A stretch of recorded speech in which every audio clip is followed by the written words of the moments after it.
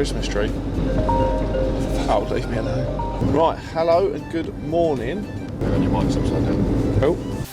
Right, hello and good morning. We are back out on the road, but this time we're in the Love Bus. We're in the media van that we've got in partnership with Bon Appetit and Flannery Plant Hire. So we're out today back into East London. We're heading to Stratford actually to meet up with a gentleman called Martin Dunne, who I know very well from Elite Project Services. We're currently at the time of recording just a few days away from Christmas, so he's doing a bit in East London with the local community on a new patch of land that we've got in place for a bit of social value creation, shall we say, to put it bluntly. Yeah, going to be good. I've been at home the last couple of nights, and I had to lay in actually. For any new fathers out there, or existing fathers, my little girl's 18 months and we've actually been on a sleep training properly. So my wife's been kicked out of the house for a couple of nights and it's just been me and the little girl. And yeah, all fun and games, to say the least. But we've made it through, back on site, Christmas is coming. Let's go have some fun. Lovely jubbly.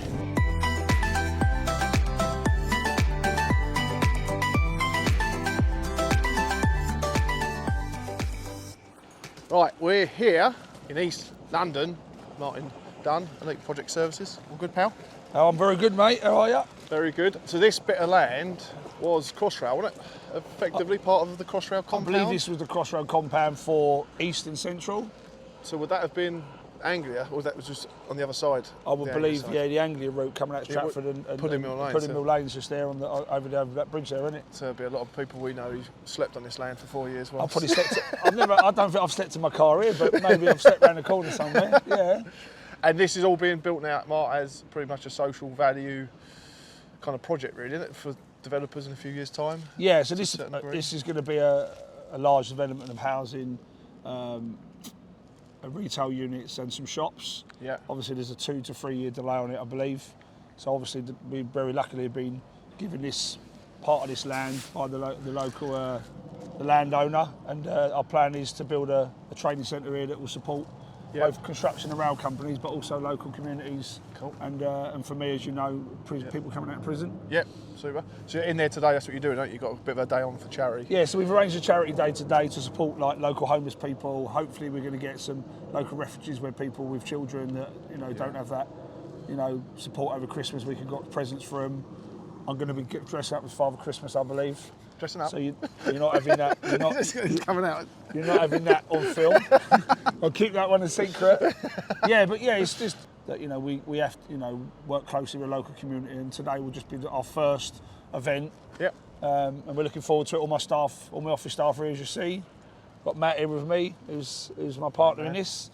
So we're really looking forward to it. The digger's in action down there already, isn't it? Yeah, we've got digger in action from Flannery Plant. There we go, doing the bit. So yeah, with the training side, you want to do rails training, construction training, a bit of everything, isn't it? So the idea is, I'm going to have a classroom here based at one end, the classroom based halfway down here, and I'm going to be mostly like in the classroom, be first aid manual handling, fire safety, mental health awareness. We're going to have a boot camp here of some sort. And my idea is I'm not interested in long-winded courses. Yeah. I'm not interested in long-winded MVQs and apprenticeships, because employers want short tickets, get people out to work, and then you can look at apprenticeships, then you can look at MVQs. But what another ethos is that, speaking to the prison service yesterday, to all my links in the London prisons, because as you know, I've got 8 of the 9 London prisons under contract where I do my rail training. So when people come out of prison on today, for example, they could come in here and go, I need a job, mate, what do I have to do? Okay, then we can't give them a job on the day, but at least we can advise them that come back next week and we can put you on a course that's actually going to get you a job. Yeah, the quickest route in. Yeah, correct. So that's sort of one thing we started talking about at the start, wasn't it? I think, and I'd seen it a lot. I think I even had it, actually, a guy come out of prison a few years back and someone asked me to help him out. I couldn't get him. It was so hard to actually get him into position to get him on site, isn't it? Yeah, but there's so many hurdles in the way. But you've tried and tested it now, haven't you? You've got plenty of people out there, and how it works. But you're just not just saying it, but there's no middlemen involved, so you can get hold of the guys and you help them out, aren't you? And you've seen what happens when there's multiple different levels and chains in there. It just, the interest for them individuals just fades away, and guess what? They're back in the circle and they're back in again, really, I suppose. The corporate side of it is all the big businesses work closely with ex-prisoners or local people, and some of them, yes, do a good job, but most of them it's up at the corporate level, and they're the people not going to give you jobs. They're the man with the mobile phone is the man who's going to give you a job on the site. The guy, you know, that guy over there, he's looking for 2 labourers. You need to get hold of him. You know, the managing director of a multi-million pound company is not going to give you a job.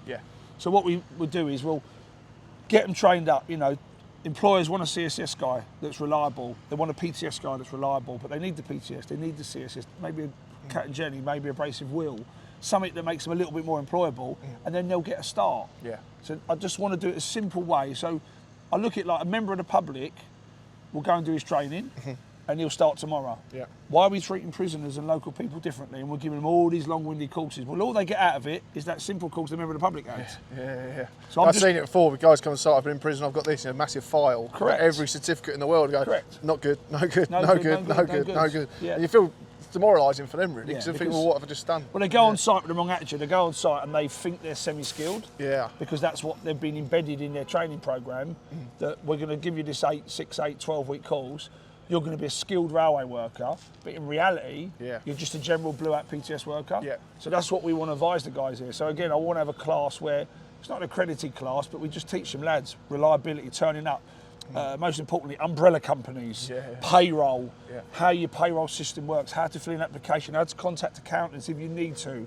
You know, these are the things that people locally that don't have the understanding of the job well, or people coming out of prison, where they all fail on, because when you go work at the end of the week and you speak to a lot of payroll companies, you look at it and think, is it really worth it? But if you actually look into it, you can draw some of that money back because you're entitled to it. That's what I said to you, if you're ground workers, I always say if you're a ground worker and you're looking for work, just get your dumper ticket sorted out. Correct. As soon as you're a ground worker with a dumper, someone will have you tomorrow. Anyone can be. A lot of people class me as a ground worker to just be a labourer in a certain way. But if you're actually someone with a dumper ticket, they'll have you tomorrow. So, yeah, we're definitely. I've got a few guys I know who need dumper tickets straight away anyway. So as soon as this is up and running, we'll. Employers want reliable people with tickets. In reality, they don't. If they're from prison, most are not. The construction and rail industry is not discriminative against prisoners or ex-prisoners. Obviously, local communities that haven't got criminal convictions that don't have that problem, but people just want reliable people with a certificate that gets them a start on the railway or the construction. You know, like you don't need to know what you're doing, really. As long as you're willing to get out of bed and turn up. Now, owning an elite now, and where we're growing, supporting with labour, I would take reliability before experience. Amazing, 100%. Because experience is like hard to find anyway. If you've got a reliable bloke who's got something about him, you can move him up to that experience level. But if he don't turn up, you know, it's so hard to get reliable people now. We can start breeding them now, start training them up, get them in there. Yeah, looking forward to it. So when we're looking at up and running with the courses? So we're planning now. We're probably looking the second week in Jan. The classroom will be fully ready. We can start doing some small courses. We'll have a track down. We've actually got some, hopefully, some underground training lined up. Some undergrounds company doing some small talks for them. So I've got some little, got a job centre contract that got to run 18 guys through the job centre. So we'll do the PTS here with a provider we're working with. We'll do their small tools training there. So mid-January, end of Jan, we'll be fully operational. But as the months grow, the idea of this is I'll have some spare land here that I'm going to invite in construction and rail companies and saying, what do you need locally for training that's short and sharp? And we can share this land with you, but on the back of it, what I want is you've got to give jobs for your company. So you're not just going to come in here and use the land. You can come and use it locally, train your own staff up, but with that, I want you to train some local people up and some ex-prisoners, and if they're suitable, which we hope they will be, you give them a job. And that's the difference. I don't want to just train people just to churn out numbers. Well, we see it all the time. I hit day in, day out phone calls. Do you know anyone? Do you know anyone? Like, it's just, you say, getting the right people, right training, get them into work. But happy days. Well, bring on 2023. Good year for us, 2023. So the year of the Dunne. I hope so. Cheers, Mark. No worries, mate. Another day done. One more shift after this till Christmas. Really interesting day, actually, with Martin Dunne, Elite Project Services, and his project and what he's up to over going to be the next few years now. So we're going to be getting involved with Martin quite heavily over the coming months to showcase what he does and how he's helping the community in East London. Quite humbling actually. We've done a little bit of videoing of the charity side of what he was doing today in terms of giving all the clothing out and some Christmas gifts to a lot of children and that, but we didn't video too much whilst they were all in there. It wasn't really the moral thing to do. There's a lot of people in there in need of a lot of help, living in refuges, and they've come there today, and Martin sent out an email just going around to everyone saying, can everyone help contribute? They've done that. They've brought a load of clothing together, cakes together, necessities for winter, and you see the actual desperation of the community, and people actually they need it. One family come in with the man, the wife, kids, and a suitcase, empty one, just because they needed it, living in a refuge up the road.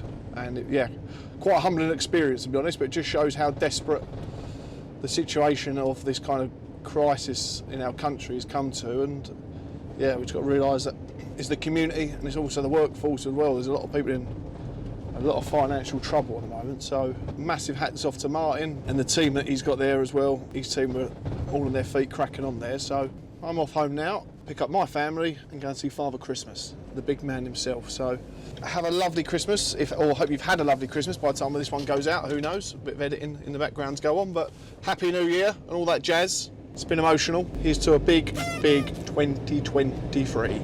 Over and out.